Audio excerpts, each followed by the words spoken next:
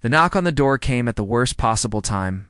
I was halfway through a glass of whiskey, the eye clinking. Softly as I swirled it, my thoughts tangled in the chaos of a day that had felt endless me sun.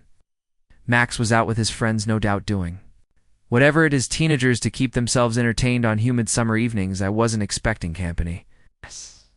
When I opened the door there, Hugh was. Lucas, Max's best friend, the boy Ho, had been in and out of our house since were kids, but he wasn't. A boy in a Mori, not really at 19.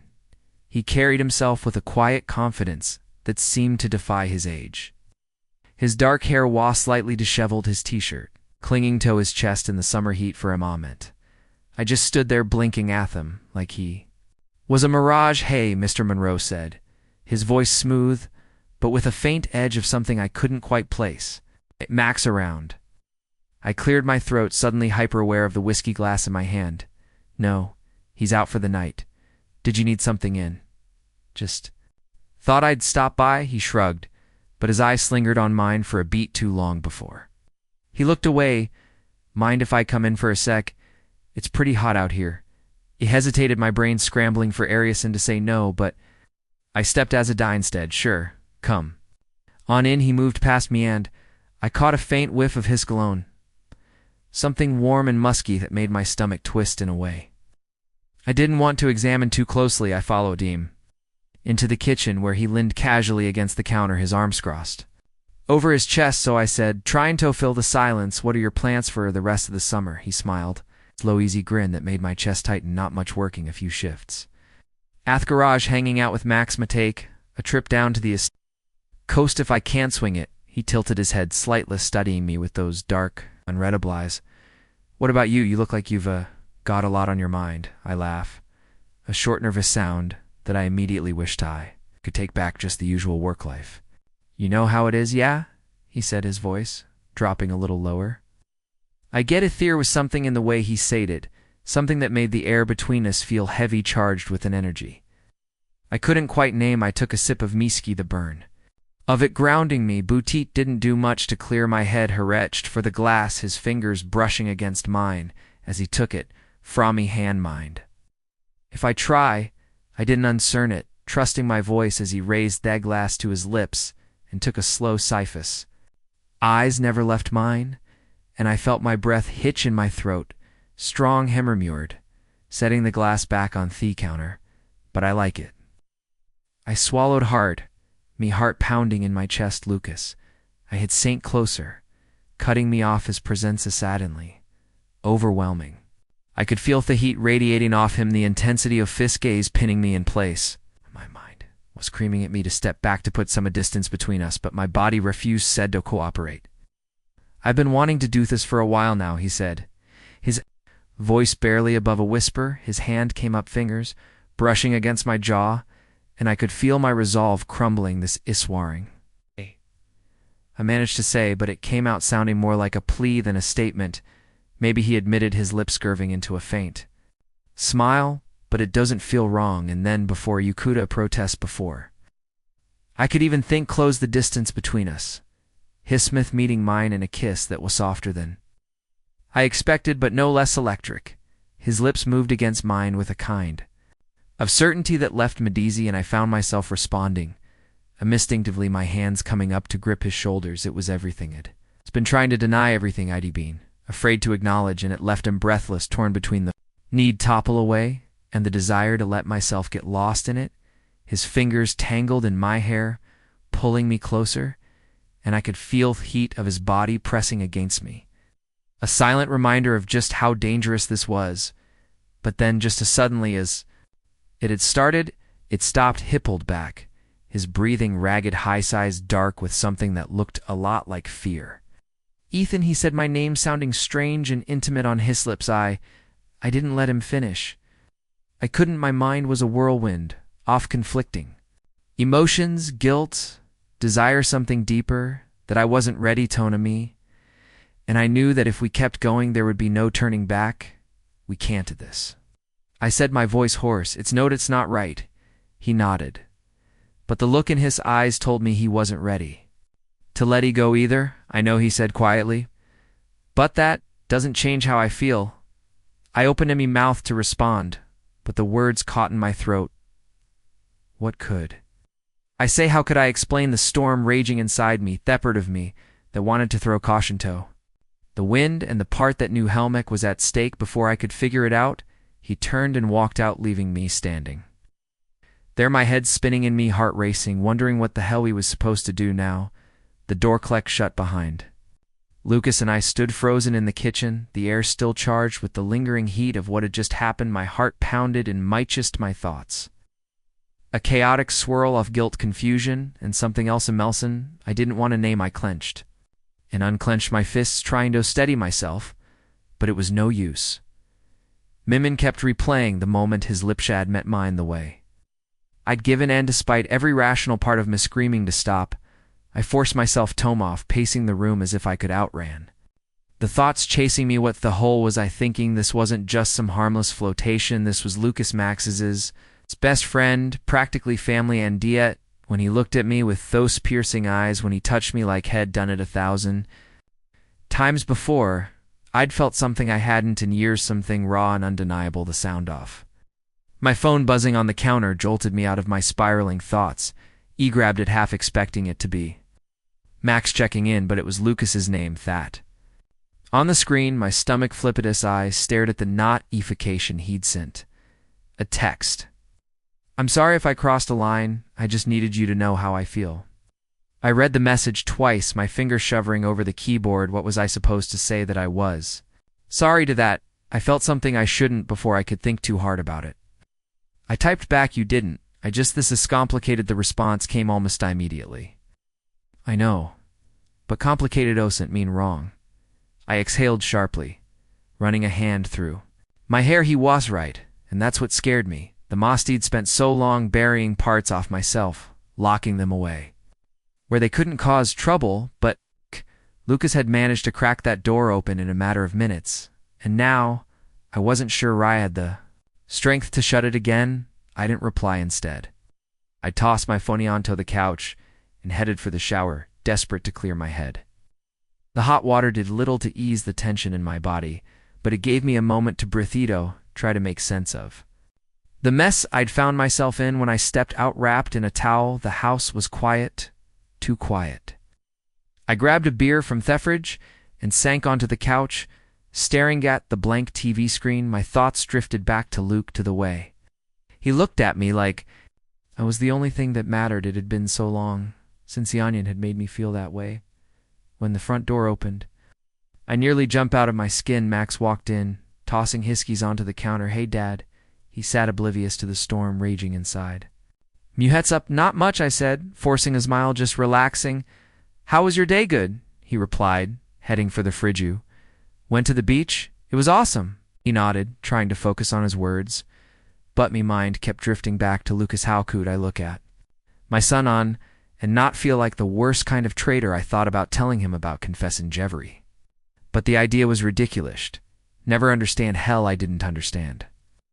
Max grabbed a soda and flopped onto the recliner, scrolling through his phone. "Oh," Lucas said, "he stopped by earlier. Did you guys talk?" Mr. Mech dropped, "Yeah, briefly." I sat, trying to keep my voice even. "He just wanted to check in." "Cool," Max said, not looking up. "He's been acting kind awkward lately. I think he's stressed." "About college stuff?" I nodded, my throat tight. "Probably." The conversation lulled and I was grateful for the silence I couldn't handle. More lies, not tonight. Eventually Max headed to his room, leaving me alone with my thoughts once again. I grabbed my phone, half expecting another message from Lucas. But the screen was blank. Part of me was relieved, but the other part. Part one was trying desperately. Toyner was disappointed. I opened our conversation, staring at his last message. "Complicated doesn't mean wrong." Before I could second-guess myself, I typed, "Can wet talk?" The response came almost instantly, "Of course." When now I replied, "If you're free, I'll be there in 10. I set my phone down, my heart racing. What was I doing? This was reckless, dangerous even, but I couldn't stop myself. I needed to see him to figure out what this was, and if there was any way to make it work without destroying everything I cared about. When the doorbell rang, I took a deep breath and opened it. Lucas stood there, looking just nervous. As I felt, "Hey," he said softly, I replied, stepping aside to let him in. He walked past me, and I caught Thefan's scent of his cologne, something warm and familiar that made my stomach twist. I led him to the kitchen, the same place where it had all started, and leaned against the counter trying to steady myself. I don't know what I'm doing, I admitted, my voice barely above a whisper. Me neither, he said, his eyes searching mine. But I know. I can't keep pretending like I don't feel this way. I swallowed hard, my chest tightening. Lucas, this isn't just about us. There's so much at stake. Max, your friendship, I know, interrupted, stepping closer, but that doesn't change how I feel about you, Andy. Think I know you feel it too. I wanted to deny it, to tell him he was wrong, but words wouldn't come. Instead, I just stood there, paralyzed by the intensity in his gaze. He reached out his fingers, brushing against mine, and a shiver ran through me. Ethan, he said softly, his voice trembling, I'm not saying this easy, but it's real. I think it's worth fighting for. My breath hitched. Ash stepped even closer, his body just inches from mine. I could feel the heat radiating off him, the unspoken tension between us building with every second. He closed my eyes, trying to gather my thoughts, but then his hand was on my cheek, his touch so gentle it nearly brought me to my knees. Please, he whispered, just tell me I'm not the only one feeling this. I opened my eyes, Tommy, to his, and in that moment I knew I couldn't lie, not to him, and not to myself. You're not, I admitted, my voice barely audible. The relief in his eyes was immediate, and before I could think about the consequences, he leaned in, his lips brushing against mine. This time, I didn't pull away. Instead, I let myself get lost in the sensation and the way his mouth moved against mine with a desperate kind of need. When we finally broke apart, both of us were breathing hard, our foreheads resting together. What? No, he asked, his voice a little shaky. I didn't have an answer all. I knew waste that. I couldn't go back to pretending I didn't know, I admitted, but we'll figure it out together.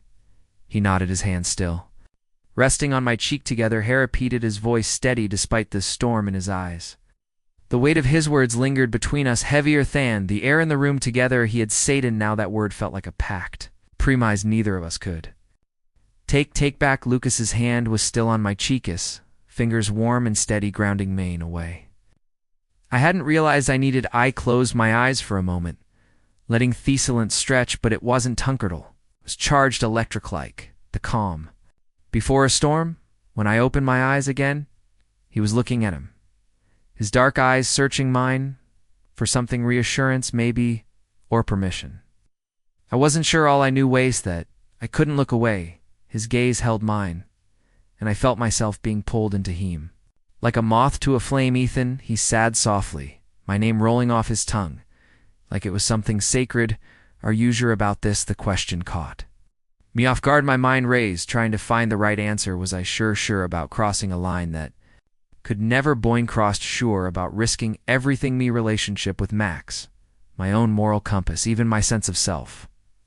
I looked at Lucas, at the way his lips were lightly parted, the way his chest rose and fell with each breath, and I knew the truth wasn't as simple as yes or no, Butan. That moment, I didn't care about the complications.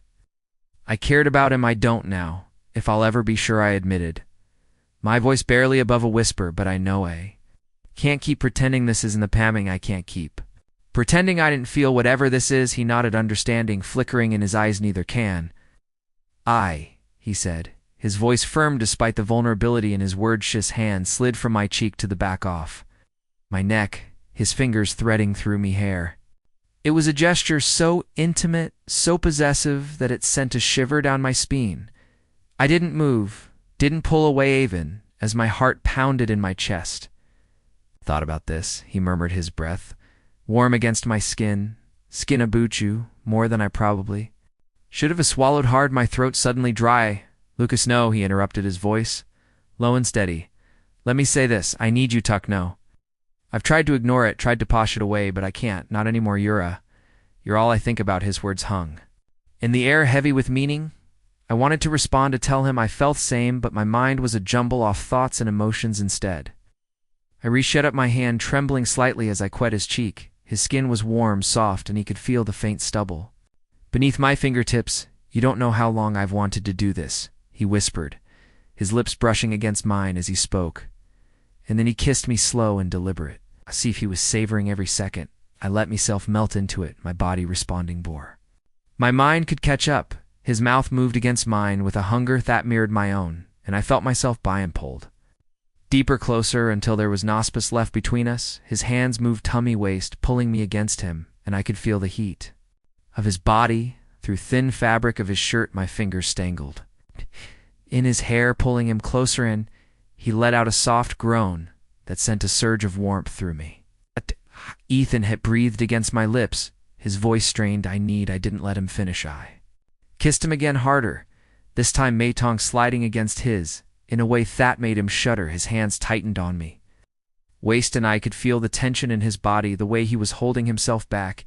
You don't have to hold back, he murmured, my lips brushing against his at with me. His eyes met mine, dark and intense, and for a moment he just stared at me, as if he was trying to dissoother.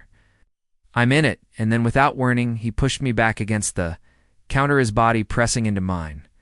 I gasped, the cool surface digging into my back, but I didn't care. All I could think about was the way he felt against me. The way his hands were moving over my body, leaving trails of fire in their wake. His lips found my neck, and I tilted my head to give him better access. He kissed Metho soft at first, then harder, his teeth grazing my skin in a way that made him shiver. My hands gripped his shoulders, my fingers digging into the muscle his hurt. Lucas, I breathed, my voice barely audible over the sound of my own heartbeat. He pulled back slightly, high sighs, searching mine. Tell me what ya went, he said, his voice rough with desire. Hesitated, my mind racing. What did he want? I wanted him, I wanted this, but saying it out loud felt like admitting something. I wasn't sure I was ready, Toe-Face. Instead, I reached down and grabbed the hem of his shirt, pulling it up over his head in one swift motion. He didn't resist, his eyes never leaving mine as it tossed the shirt aside.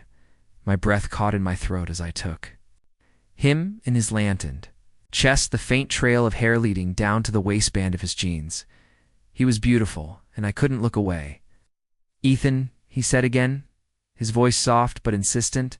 I met his gaze on something in his eyes, made my chest itchy. Looked vulnerable, like he was waiting for me to take the next step, to make the first move, so I did. I leaned in, my lips brushing against his as I whispered, went you. His hands moved to my belt, his fingers fumbling slightly as he undid. I could feel the tension in the earthway. His breath hitched when Heffinally got it open. He looked up at me, his eyes dark with need, and I nodded, giving him the permission. He was waiting, for his hands slid down my jeans and let out a shaky breath as he pushed them down, his fingers brushing against my skin in a way that sent sparks of electricity through me. He knelt in front of me, his eyes never leaving mine, and I felt my heart skip a beat. Lucas, I said, me voice trembling, you don't have to, bud. Didn't listen. Instead, he leaned in, his breath warm against me, and I let out a low groan as his lips finally contact my hands, tangled in his hair, pulling him closer, and I closed my eyes, letting myself get lost in the sensation. It was overwhelming, the way he moved, the way he touched me, as if he knew exactly what I needed. My mind was a blur off thoughts and emotions, but I didn't carry. All that mattered was him and the way he was making me feel. Ethan, he said, his voice muffled but urgent, I need you to ident. Let him finish. I pulled him up, my hands gripping his shoulders as I kissed him hard, my body pressing into his ichno. I whispered against his lips, I need you too, but before either of us could say anything else, the sound of the front door opening broke the spell. We froze, eyes wide with panic, as we heard Max's voice call out, Dad, you home? The sound of Max's voice sliced through Thier like a knife, and for a moment everything stopped. Lucas and I froze, our bodies taut with tension, my heart pounding so hard I was certain Max could hear it from the hallway. Lucas's eyes widened, his breath catching as he quickly pulled away from me, his hands trembling. I could see the panic etched across his face, mirroring my own, my mindrest, scrambling for an explanation. For anything to say that wouldn't make this worse, Dad, Max called again, his footsteps growing louder as he moved closer to the kitchen. I took a shaky step back, my hands fumbling as I adjusted my shirt ring to compose myself. Lucas straightened his own clothes, his movements hurried but quiet, his face flushed. I could see the guilt in high sighs, and it only amplified the storm of emotions raging inside me. What are we doing, I thought. My stomach churning. This can happen. Not like this in here, I called. Back, my voice strained, but steadier, at least I hoped it sounded. That whammy chest tightened as Max appeared in the doorway, his backpack slung over one shoulder, curious smile on his face. Hey, Dad, he said, glancing between me and Lucas. Lucas, what are you doing here? Lucas cleared his throat, forcing a smile. It didn't quite reach his eyes. Hey, Maxie was just stopping by to see if y'all wanted to hang out later. I didn't know you'd be out. Max shrugged, tossing his backpack onto the counter. I was just... Jim, what's up, Dad? You look flustered or something? I laughed nervously, running a hand through my hair. Flustered? No, I'm fine. Just got caught up in something. I avoided his gaze, my stomach nodding as felt Lucas's eyes on me, heavy with unspoken words. Yeah, your dad was just telling me about this new project he's working on. Lucas chimed in, his voice casual but laced with tension. Sounds spready, intense. Cool, Max said, but his brow furrowed slightly as he glanced between us. You sure you're okay? Dad, you seem off. I'm fine, I said quickly. Perhaps too quickly, just tired, that's all. Long day.